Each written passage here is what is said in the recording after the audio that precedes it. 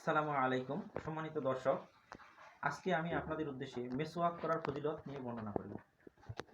নবীজির সাহাবী হযরত আবু উমামা রাদিয়াল্লাহু তাআলা আনহু হইতে বর্ণিত, তিনি বলেন, নবী করিম সাল্লাল্লাহু আলাইহি সাল্লাম ইরশাদ করিয়াছেন, হযরত জিবরাইল আলাইহিস সালাম যখনই আমার নিকট আসিতেন তখনই মেসওয়াক করার তাগিদ দিতেন।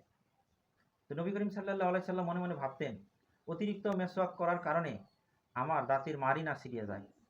এছাড়া অন্য এক হাদিসে হযরত আয়েশা রাদিয়াল্লাহু তাআলা আনহা হইতে বর্ণিত, তিনি বলেন, রাসূল করিম সাল্লাল্লাহু আলাইহি সাল্লাম যখনই ঘুম থেকে উঠতেন দিনে অথবা রাতে, তারপরে ওযু করতেন। ওযু করার আগে উত্তমভাবে মেসওয়াক করতেন।